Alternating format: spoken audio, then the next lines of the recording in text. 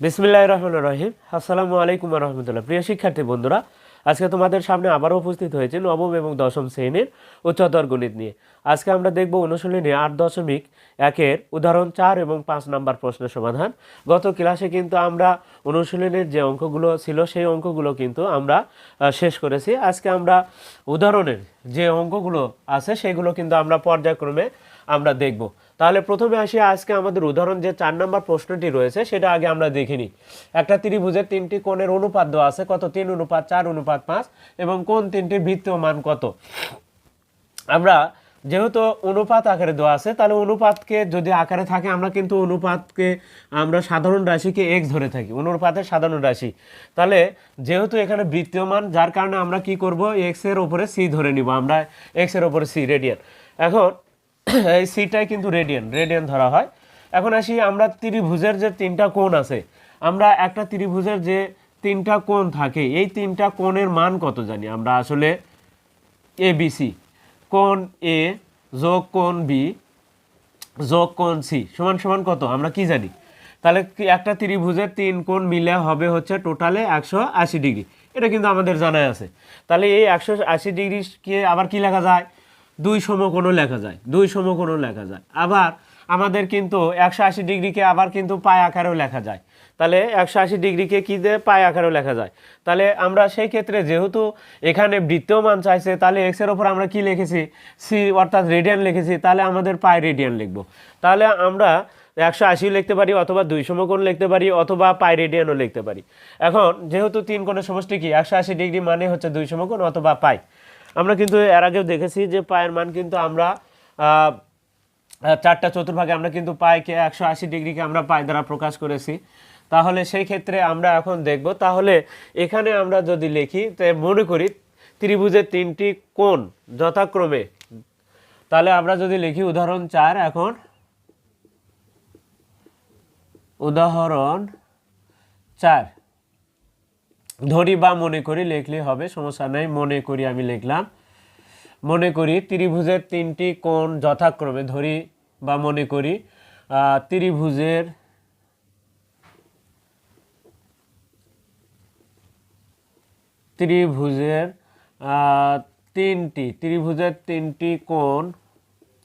3টি কোণ যথাক্রমে, আমাদের কিন্তু এগুলো অনুপাত আকারে থাকলে সেইগুলোকে আমাদের কিন্তু কি করতে হবে? অবশ্যই এই অনুপাতের সাথে এক্স আকারে লিখতে হবে। যথাক্রমে 3x রেডিয়ান, 4x রেডিয়ান, ও বা এবং, শেষেরটাতে ও অথবা এবং লেখা যাবে। তাহলে আমরা এবং লিখলাম 5x রেডিয়ান।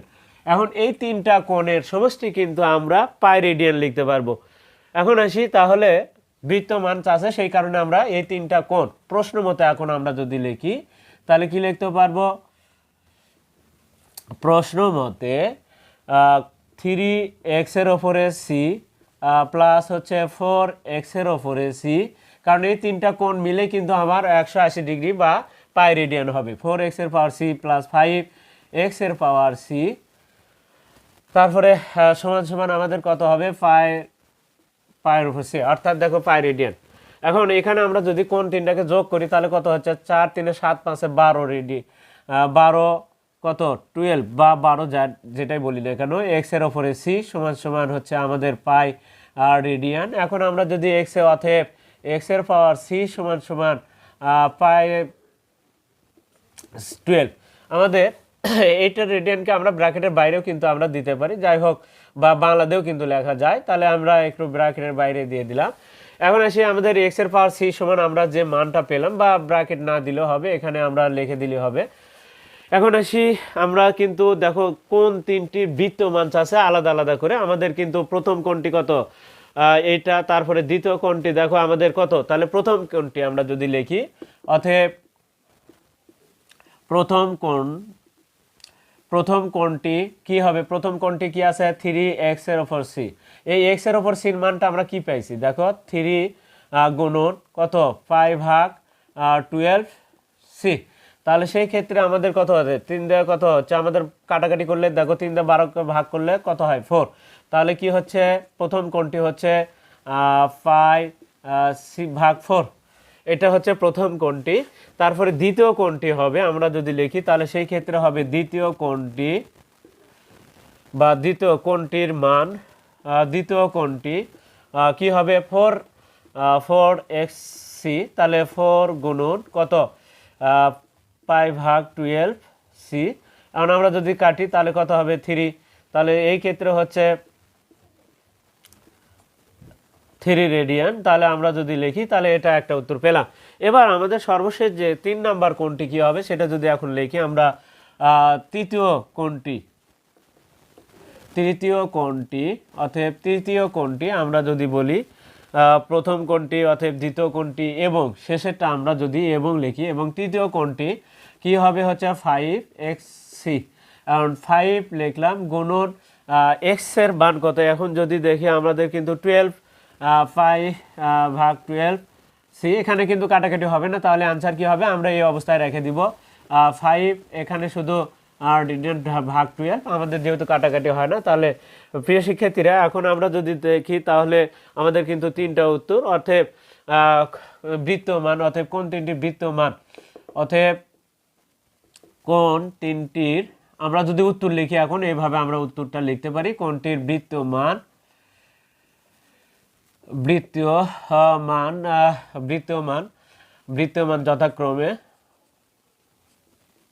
যথাক্রমে আমরা প্রথমটা লিখব 5c/4, তারপরে কত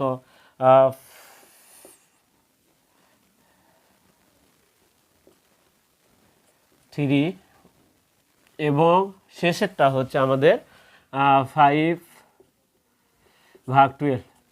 এখন এটাই হচ্ছে আমাদের কি উত্তর। প্রিয় শিক্ষার্থীরা আমরা তাহলে কিন্তু দেখে নিলাম, দেখো আমরা উদাহরণ 4 নাম্বার, এখন আমরা উদাহরণ 5 নাম্বার যে প্রশ্নটি আছে সেটা একটু দেখব। দেখো কত সহজে কিন্তু আমরা তাহলে উদাহরণ 4 এই ধরনের কিন্তু বৃত্তমান চাইতে পারে। তাহলে ত্রিভুজের কথা তাহলে আমাদের অবশ্যই 180 ডিগ্রি বা 200 কোণ বা আমরা পাই রেডিয়ানও লিখতে পারি। এখন আসি আমরা উদাহরণ 5 যে রয়েছে সেটাই প্রশ্নটা বলা আছে, একটি চাকা এত কিলোমিটার পথ যেতে 40 বার ঘোরে। চাকা, একটা বৃত্তাকার একটা চাকা, দেখো আমরা ধরে নিলাম এটার পথটা কত, আমরা একটু জাস্ট তোমাদেরকে বোঝানোর জন্য আমি একটা চিত্র অঙ্কন করব। এখানে দেখো এখানকার পথ কত, এখানে আমি যদি ধরি এই পর্যন্ত আমরা এখান থেকে এর থেকে যে রাস্তাটা, এর থেকে বি পর্যন্ত যে রাস্তাটা আছে সেটা হচ্ছে 1.75 কিলোমিটার, 1.75 কিলোমিটার কিমি দেওয়া আছে, তাহলে কিলোমিটার। তাই আমরা যদি এটাকে মিটার রূপান্তরিত করি তাহলে কি করতে হবে, কিলোমিটার থেকে মিটারে গেলে দেখো কিলোমিটার কিন্তু আমার বামে, তোমাদের কিন্তু একটা সূত্র দেখে দেওয়া হয়েছিল কি, যে কিলা হাঁকা ডাকাত মারলে দেশের শান্তি মিলিবে। এখন বলা হচ্ছে কি তাহলে কিলো তারপরে কি কিলো হেক্টর, তারপর হচ্ছে ডেকা, তারপর হচ্ছে মিটার, তারপরে দেশের শান্তি দেশি, শান্তিতে সেন্টি, মিলিবেতে মিলি আমরা যদি লিখি তাহলে সেই ক্ষেত্রে এই 60টা কিন্তু আছে। এখন কিলোমিটার, এখানে যেহেতু কিলোমিটারের কথা বলা হচ্ছে, হেক্টোমিটার, তারপরে প্রত্যেকটার সাথে মিটার, এখানে মিটার, ডেসিমিটার, সেন্টিমিটার, তারপরে মিলিমিটার হবে, যেহেতু মিটার হিসাবে রাস্তা মাপের ক্ষেত্রে মিটার হয়। যখন আবার আমরা ওজন নির্ণয় করব তখন কিন্তু এখানে কি হবে, কিলোগ্রাম, হেক্টোগ্রাম, ডেকাগ্রাম, গ্রাম, এখানে তখন কিন্তু মিটার হবে না, তখন কিন্তু এখানে গ্রাম হবে। আবার যদি তরল পদার্থ মাপো তাহলে কিন্তু এখানে কি হবে, লিটার হবে, তার মানে kilolitre, hectolitre, decalitre, litre, metre তখন হবে না, গ্রাম হবে না, তখন লিটার হবে, ডেসিলিটার, সেন্টিলিটার, মিলিলিটার। এখন কথা হলো প্রিয় শিক্ষার্থী এখানে 60টা অংশ আছে, কয়টা, 60টা। এই 60টা যেহেতু মিটারে, তাহলে আমরা মিটারে রাখলাম, বাকিগুলোকে একটু মিশিয়ে দিলাম, এটা। এখন আমরা দেখো তো আসলে আমরা কোথায় যাব, আসলে দেখো কিলোমিটার থেকে আমাদের মিটারে যাব, তাহলে কিলোমিটার থেকে মিটার আমাদের দেখো ডান দিকে গেলে গুণ হয়, তাহলে কিলোমিটার থেকে যদি আমি মিটারে যাই তাহলে কয়টা অংশ, তাহলে 1 লিখে বাকি কয়টা শূন্য, 3টা শূন্য, তাহলে ডান দিকে গুণ, তাহলে 1000 দ্বারা আমাকে গুণ করলে কিন্তু আমরা মিটারে চলে যাব, তাহলে কিলোমিটার থেকে মিটারে গেলে 1000 দ্বারা গুণ। আবার যদি ডানে থেকে বামের দিকে আসে তাহলে কিন্তু ভাগ করতে হবে, ডিস্টেন্সটা দেখতে হবে কয় ঘরের ডিস্টেন্স, একটা 1 হবে, বাকিগুলোকে শূন্য দিয়ে লিখতে হবে। এখন যেহেতু আমাদের এটা 1.75 কিলোমিটার, তাহলে তাকে আমরা যদি মিটার করি তাহলে অবশ্যই 1000 দ্বারা গুণ করে দিতে হবে, তাহলে 1000 গুণন 1.75 ইকুয়াল দিলাম হচ্ছে আমাদের 1750 1750, তাহলে এটার ক্ষেত্রে হলো আমরা যদি লিখি তাহলে সমান সমান হচ্ছে 1750 মিটার। এই মিটারে পেলাম আমরা, তাহলে কিলোমিটার ছিল, আমরা এটাকে মিটারে নিলাম। এখন টোটাল যে রাস্তা এর থেকে বি পর্যন্ত 1750 মিটার। এখন এই পথটুকু যেতে চাকাটা কতবার ঘুরেছে, তাহলে একটা চাকা এখান থেকে যদি একটা বৃত্তাকার চাকা কিন্তু কি হয় বৃত্তাকার, তাহলে এই চাকাটা এই বৃত্তাকার চাকাটা এই যে এখান থেকে যাত্রা শুরু করছে, যখন এর থেকে যখন যাত্রা শুরু করছে তখন এই বি পর্যন্ত রাস্তা যেতে সে 40 বার ঘুরেছে। এই চাকাটা কতবার ঘুরেছে? 40 বার। এখন কথা হলো যে এই চাকাটা যদি এই বৃত্তাকার চাকাটা যদি একবার ঘোরে তাহলে কতটুকু, অর্থাৎ এই চাকাটা ধরো এর থেকে ঘুরে যদি আবার এতে আসে, তাহলে সেই ক্ষেত্রে আমরা জানি যে ওর পরিধির সমান দূরত্ব অতিক্রম করে। তাহলে একটা চাকা কতটুকু একবার ঘুরলে, বলে 2πr, তাহলে চাকাটি যদি একবার ঘোরে তাহলে 2πr দূরত্ব অতিক্রম করবে। কিন্তু কতবার ঘুরেছে, তাহলে চাকাটা ঘুরেছে 40 বার। তাহলে এই এর থেকে বিতে যেতে চাকাটা ঘুরেছে 40 বার। তাহলে একবারে যদি 2πr হয় তাহলে 40 বারে কি হবে, 40 দুগুণ 80πr হবে। তাহলে 40 বার ঘুরলে তাহলে 80πr। তাহলে এখান থেকে এই পর্যন্ত যেতে আমাদের 2πr দূরত্ব অতিক্রম করেছে। তাহলে এই 2π মানে অর্থাৎ এখান থেকে যেতে হচ্ছে 80πr দ্রুত অতিক্রম করেছে। তার মানে 80πr সমানই কিন্তু 1750। প্রিয় শিক্ষার্থীরা দেখো, এটা সমানই কিন্তু আমার এই 1750, কারণ এর থেকে বি পর্যন্ত কিন্তু কত মিটার, 1750। আবার এখান থেকে চাকাটা যে একবার ঘুরলে 2πr, কিন্তু ঘুরছে কতবার, 40 বার ঘুরে কিন্তু বিতে গেছে। তাহলে সেই ক্ষেত্রে এই 80πr যে মানটা হবে সেটা কিন্তু 1750।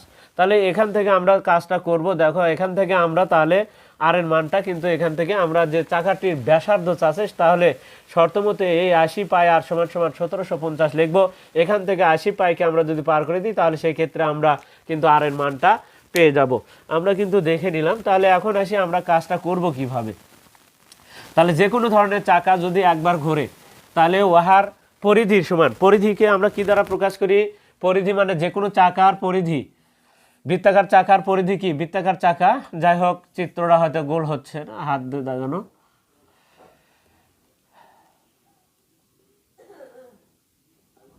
যে কোনো ধরনের চাকা একবার যদি ঘোরে, যে কোনো ধরনের চাকা ছোট হোক বড় হোক, 2πr দূরত্ব অতিক্রম করে, মানে এখান থেকে যাত্রা এর থেকে যাত্রা শুরু করে যদি আবার এতে ফিরে আসে তাহলে সেই ক্ষেত্রে চাকাটি 2πr দূরত্ব অতিক্রম করে। এখানে কিন্তু θ/360 তোমাদেরকে আগে বুঝে দেওয়া হয়েছে, এটার সাথে কিন্তু θ/360 আছে।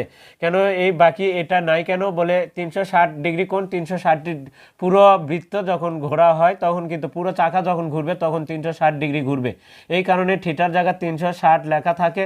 এই 360-এর সাথে 360 কাটে যায়, কিন্তু 2πr থাকে শুধু।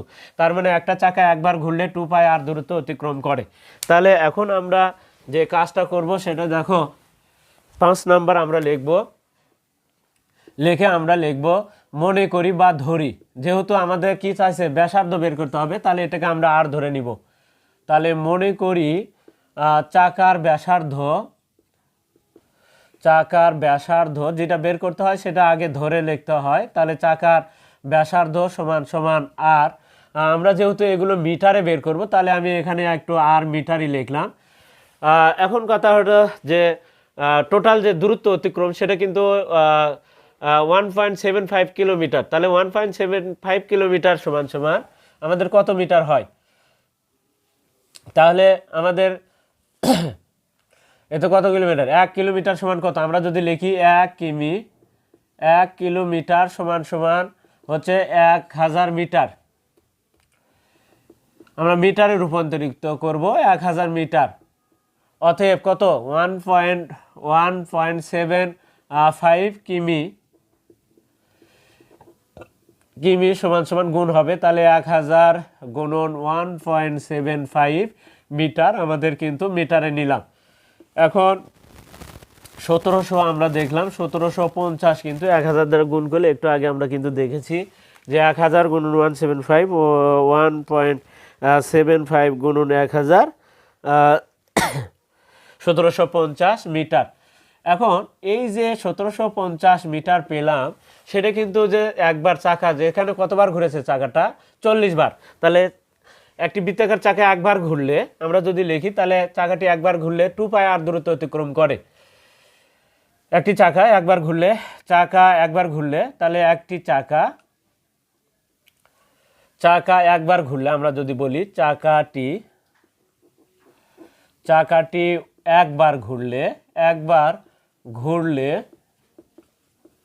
ঘুরলে কত দূরত্ব অতিক্রম করে, হচ্ছে 2πr দূরত্ব অতিক্রম করে। তাহলে চাকাটি একবার ঘুরলে দূরত্ব অতিক্রম করে হচ্ছে সমান 2πr। অতএব চাকাটি যদি আমাদের 40 বার ঘোরে, না এখানে 40 বারের কথা বলা আছে, 40 বার ঘুরলে দূরত্ব অতিক্রম করে কত হবে, তাহলে বেশি দূরত্ব অতিক্রম করে। একবারে যদি 2πr হয় তাহলে 40 বার ঘুরছে, তাহলে অবশ্যই বেশি হবে। তাহলে 2πr গুণন কত 40, তাহলে 80πr। এখন কথা হলো যে আমরা কিন্তু একটু আগে বুঝে দিয়েছি, তাহলে এই 80πr টোটাল যে দূরত্ব, আবার সেই টোটাল দূরত্ব আবার আমাদের মিটারে আছে 1750। তাহলে এই 80πr সমান আমরা 1750 লিখতে পারবো। শর্ত মতে বা প্রশ্ন মতে যাই বলি না কেন, শর্ত মতে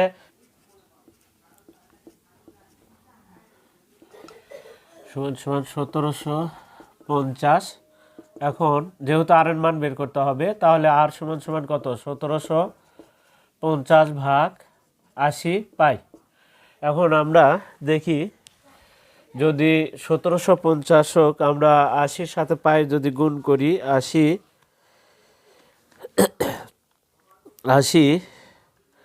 শিফট 80 পাই সমান আমাদের 200 কত আছে নিচে 251.327, ওপরে হচ্ছে 1750। এটাকে যদি আমরা ভাগ করি তাহলে 7-4 আছে, আমি আরেকটা সংখ্যা বেশি লিখলাম। এবার আমরা মিশে দিই। এখন আমরা 1750 ভাগ 251.327 দ্বারা ভাগ করলে আমাদের যেটা আসবে 6.963 আর সমান বা যেহেতু মান বের হয়ে গেছে আমরা তাহলে অতএব শেষে আর লিখতে পারি আর সমান এত। আরটাই কিন্তু আমাদের কি দেওয়া আছে দেখো, চাকার ব্যাসার্ধ। আমরা যদি উত্তর লিখি অতএব চাকার ব্যাসার্ধ